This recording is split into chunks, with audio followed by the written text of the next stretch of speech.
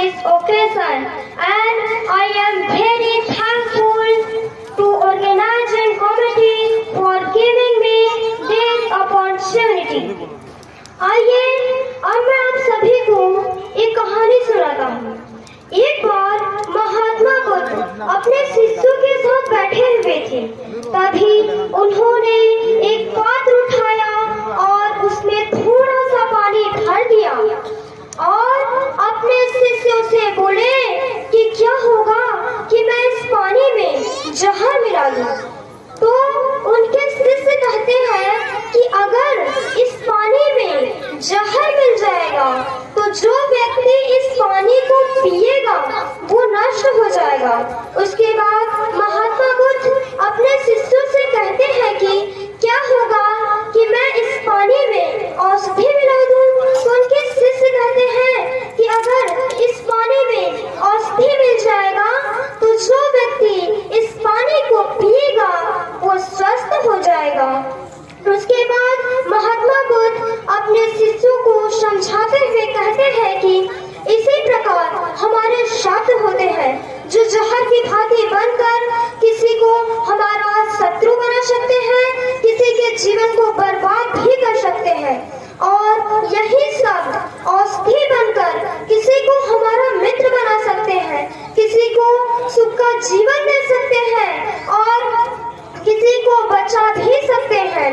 Doctor Bhimrao Ambedkar जिन्होंने अपने शब्दों और अपने विचारों के बल पर दिखा दिया कि हमारे जो शब्द हैं, हमारे जो विचार हैं, उसमें कितनी ताकत होती है।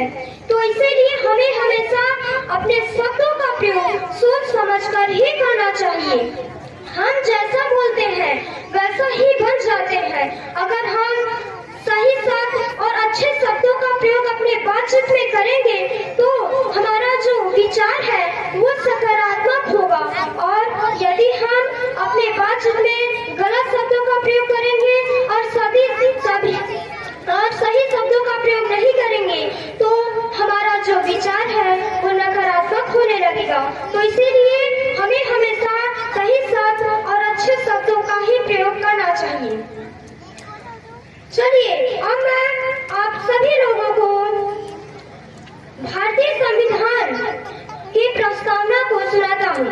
हम भारत के लोग भारत को एक संपूर्ण प्रभुत्व संपन्न समाजवादी पंथनिरपेक्ष लोकतंत्रात्मक गणराज्य बनाने के लिए तथा उसके समस्त नागरिकों को सामाजिक, आर्थिक और राजनैतिक न्याय, विचार और व्यक्ति विश्वास, धर्म और उपासना की स्वतंत्रता प्राप्त कराने के लिए तथा उन सब में व्यक्ति की गरिमा और राष्ट्र की एकता और अखंडता सुनिश्चित करने वाली बंधुता बढ़ाने के लिए दृढ़ संकल्प होकर अपने इस संविधान सभा में आज तारीख 26 नवंबर 1949 ईस्वी मिति मार्गशीर्ष शुक्ल सप्तमी संवत 2006 विक्रमी को एक दौरा इस संविधान को अंगीकृत, अधिनियमित और आत्मसमर्पित करते हैं।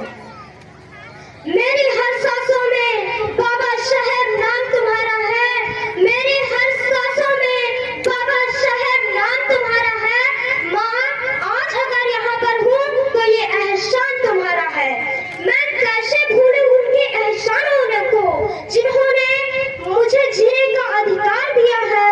मैं कैसे भूलूं उनके एहसानों को जिन्होंने मुझे जीने का अधिकार दिया है। भीम की तारीफ करूं कैसे, मेरे शब्दों में इतना जोर नहीं। भीम की तारीफ करूं कैसे, मेरे शब्दों में इतना जोर नहीं। सारी दुनिया में जाकर ढूंढ लेना, मेरे बाबा साहेब जैसा कोई और नहीं। अब मैं आप सभी को एक भीम वंदना सुनाता हूँ और इसके बाद मैं अपनी वाणी को विराम दूंगा। भीम तेरी कोई